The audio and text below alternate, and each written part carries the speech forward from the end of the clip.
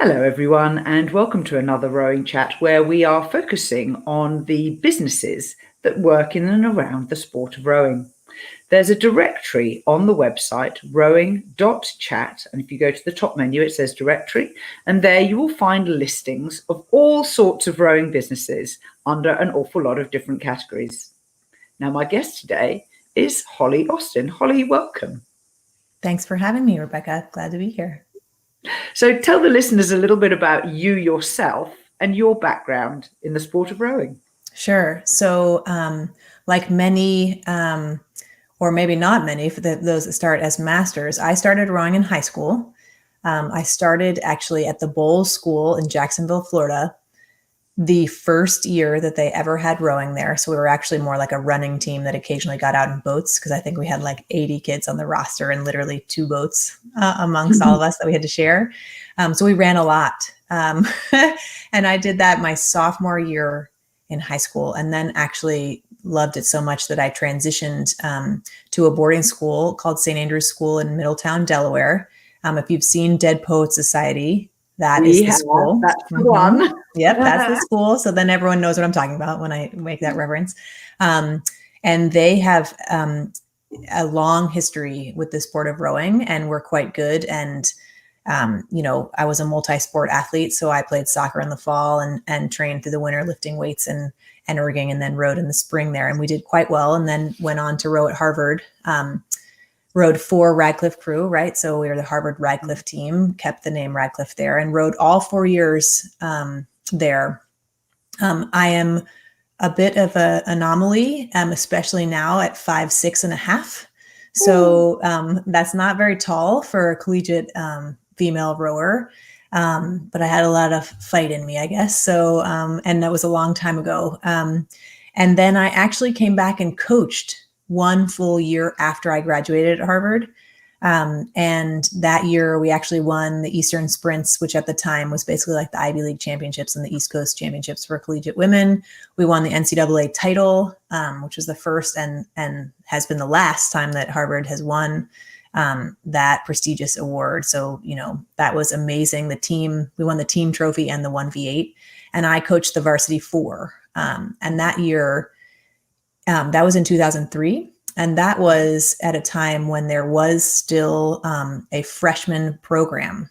And so the things have changed quite a bit, right? As the sport has grown in the United States with NCAA. But I had 3 4s at that time, which was a tremendously large team, because that you still had, your 40 or so kids on the novice squad. So the equivalent now would be like, your 5th, 6th, and 7th 4 on the varsity. It was a lot of kids.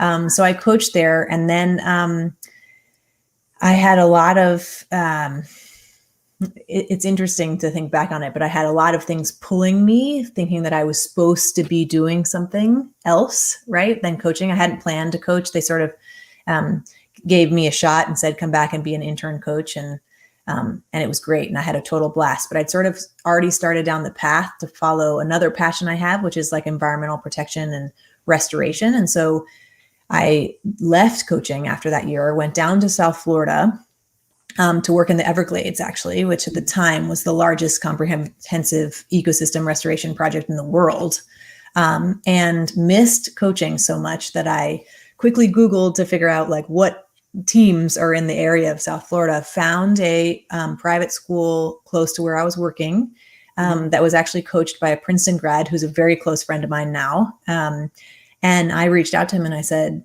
you have no female coaches on your staff. Why not? Exactly.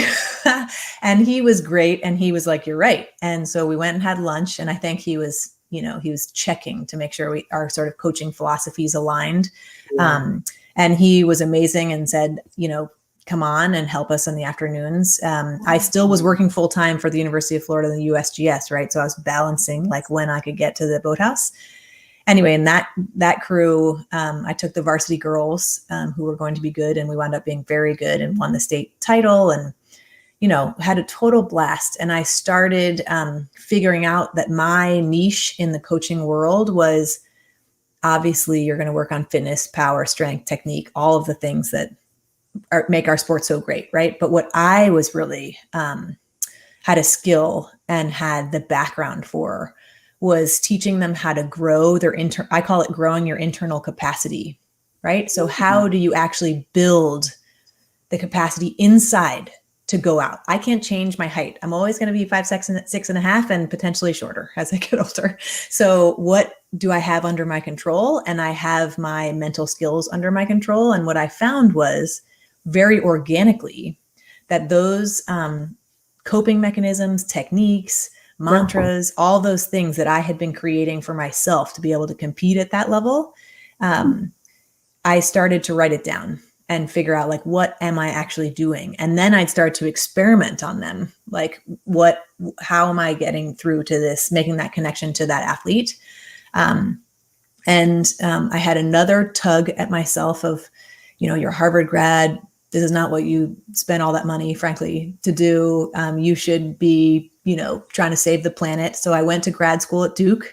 I left coaching. I continued mentoring all of those girls through. A lot of them rode in college at a variety of programs, and they were calling me pretty regularly, right? Because we had a really strong connection about like a mentor connection. And I really missed coaching, but still felt like I'm supposed to be something impressive because I went to Harvard and I have all this debt. And I then went to work for a private equity fund for 4 years, doing what you're supposed to do. And interestingly, I ran into a woman after I had my second child. So I have 2 children. She was the photographer of our newborn photo shoot. I saw a sticker on her car that said Triangle Rowing Club, which is the local junior program in North Carolina. And I said, why do you have that sticker? Do you row? And she said, oh, my daughter does. And one thing led to another. And we wound up trading my coaching, one-on-one coaching for her daughter for all the newborn negatives, which were quite expensive, right? So I was thrilled with the trade. And I worked with that one athlete for just a few weeks and dropped her time quite a bit, right? She was a swimmer. So she already understood how to do the internal piece. And I was just, watching her on the rowing. Yeah, exactly. But also correlating what she already knew from her endurance sport and how to apply it to a new one. And so because of that experience, I sort of got back into it. I had 2 kids now under 2. So I wasn't at my firm. This is right after the financial crisis too, right? So I sort of left at that time anyway. And my husband really pushed me and said, you are so good at this and you're so happy when you do it. You should figure out how to do this. And so I thought about that. And interestingly, the Duke head coach rowing position came up, which I applied for and was woefully unqualified to take, but had some great conversations. And it occurred to me actually in that process that I didn't actually want to coach college and frankly didn't want to coach a high school program year round either, right? When I was coaching at Harvard, I knew that the more time I spent with them, the faster they would go. And so I spent a lot of time with them. And now I have a family, right? We have a house, all these other obligations. And I called as many female coaches that I had that were mentors to me to ask, when you were coaching and you had this baby in our boathouse, or I knew you had a baby, like, how did you do it? And they all confirmed that it's so hard, so hard. And when I told them what I wanted, they were like, I actually don't think you want to do this. And I'm really grateful for that honesty, right? Because I think that was the right decision for me. And so what I started to look at was, how can I still change the lives of those rowers and talk about the mental skills that I know and can teach, right? I'm sort of like a professor of the practice, done it myself and like read all about it. I'm not certified in sports psych, right? I don't have my PhD in that. But I've read a ton of books and then have a skill, I think, of being able to distill it down into conceptual diagrams that people can understand quickly, right? And then apply it through the sport. And so I started Ready, Set, Row as a summer erging mental skill camp where the kids came in for 2-week increments. And I had a handful of kids that stayed for the full, I think it was 12 weeks actually, the first year. And I started writing the programming. I started writing down the diagrams, explaining to them like what is happening when they go into this space of like extreme anxiety around unearned test or performance. And I found it to be incredibly effective. The feedback was off the charts. They all were like, we want to row on the water with you. And I was like, we don't have a ton of rowing. We weren't in Boston or Philly, right? So I knew that there were a couple camps that basically summer rowing camps that's all they do. They are at camp. And then, the parties go off and do their normal academic year jobs. And so I called up St. Andrews and said, I want to run basically a junior women's empowerment camp where I'm using the sport of rowing to do that. And they were like, great, bring it on. And so that was in 2016, was the first year. And we had, I think, 32 girls, which was amazing since they didn't have any idea who I was. And that was the first on the water camp that I had. And in that same summer, I actually ran a second camp, which was those athletes either who couldn't come to the racing camp, frankly, weren't ready physically to come to that, because that's a high performance, competitive camp. And I ran that up in New Hampshire. And so I've sort of had 2 in-person on the water camps until summer of 2020. I'll talk about that in a second. And that then evolved into basically, or forced me into writing basically the Ready, Set, Row manual, which is what all my athletes that come to that now. It's 80 pages. It is in depth. The kids do 60 to 90 minutes of mental skill every other day at that 4-week camp. And what they have told me, and they're totally correct, is that the information is so great and so relevant, but it's like I'm shooting a fire hose in their face of information about how to rethink, right? Like start to think about I call it taking a different path. And it literally, there's like cognitive science behind this about, changing your neural pathways.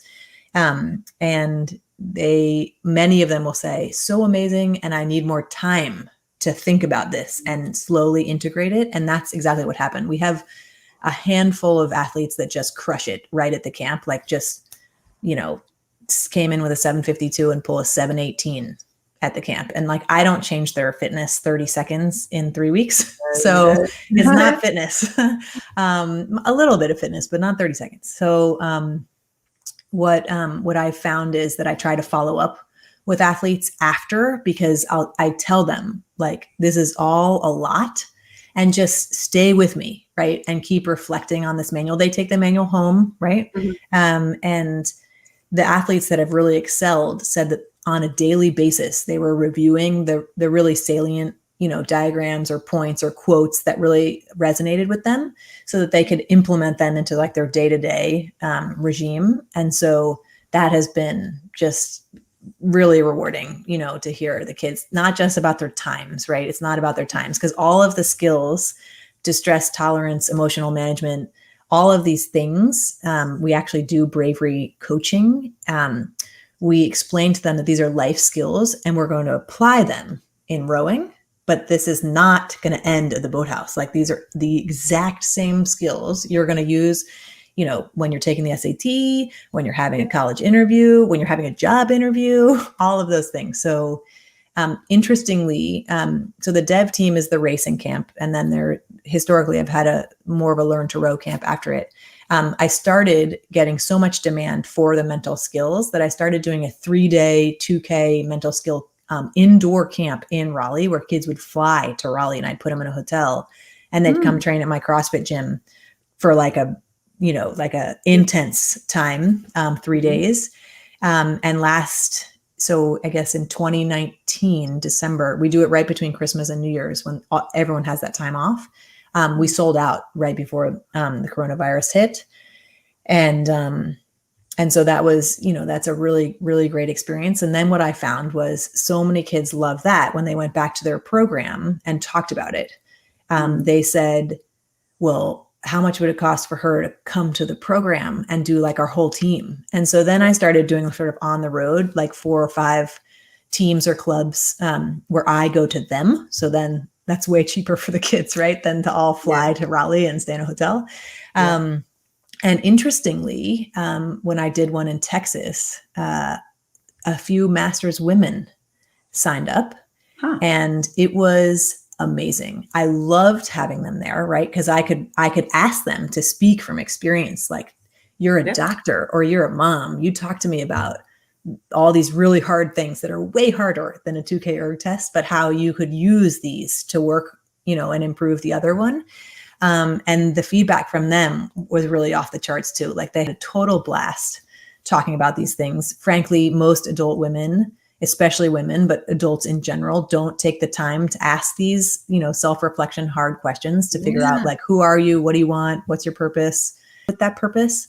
And so that has been really fun. So I do that on the road clinic. And then because I live in Raleigh, and there's so many kids that I try to help, but clearly they're not local to me, I do a lot of virtual coaching, like one-on-one virtual coaching.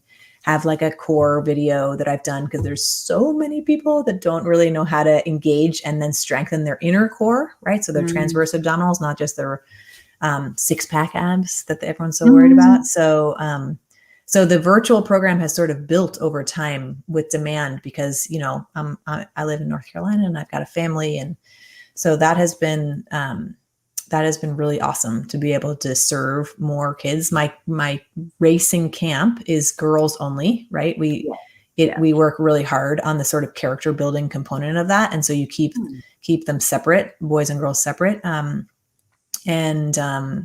But last summer, because of the virus, we actually built a robust summer virtual training program. So I delivered live, almost like lectures, really, 3 times a week to all of those. We had over 80 kids in the program. It was 6 weeks long. We had 70 something in that. And then almost 30 of them decided to continue for another 6 weeks. We weren't thinking we were going to do that, but that many kids were that engaged and wanted to keep going. So we quickly built it out for 12 weeks. And then we had a whole nother run of about 15 kids that started late because they didn't realize what was happening. And so, we built, I made movies and ran them through like a live feed with a live leaderboard through a gym in Vancouver, Canada, that's doing some awesome stuff. And then I did mental skills 3 days a week. We basically set the structure. Right. Yes. We were like, this is the time you're going to come work with us, because we knew they were like, we're like quarantined and no one knows what's happening. And all my structure is gone and everyone's just telling me to do something by the computer. Right. So we met live in person on the computer. And then each of those athletes was paired with one of my assistant coaches in groups of 10 or less. So they had a mentor coach that also talked specifically about the skills that I was going over. And then also just had a group call along with one-on-one coaching. Like, it was a lot. And the feedback was great. So what's new is that's built, right? Like I've done all that work. And I have a coach who has a small baby and probably would not be able to come to the dev team if we had it in person anyway. And so I have now some coaches who are aligned and understand the language and like specific things that we do that are different, that can run that program for any summer, even if, there's in-person camps, which is really great, because then you can reach so many more kids that wouldn't normally be able to go to a 4-week, racing camp. So the website is readysetrow.com. And how can people connect with you, Holly? Yeah. So we are on Instagram at readysetrow. And I am on Facebook as well, also at readysetrow. The TikTok thing, I don't really understand. So we're not on TikTok. And then they can email me directly at holly@readysetrow.com. And there is like a contact us on the website that they can find. And I try to update that as often as possible. We do have some international students, usually from New Zealand, Australia, or the UK, that are always looking for a junior racing camp, particularly if they're interested in rowing in college. So that has been amazing to be able to, have kids coming across to train with us. And so we do a lot of prep work about college rowing. Yeah. I'm not a recruiting consultant, but we do try to give them a pretty good picture of what this is going to look like, so that then they can make an educated decision about whether they want to pursue recruitment or not. Fantastic. Yeah. Holly Austin, it's been marvelous having you on. Find out more about Holly at readysetrow.com. And don't forget the rowing chat directory. It's full of all sorts of rowing businesses, including Holly's, at rowing.chat, and then click the menu that says directory. Till next time.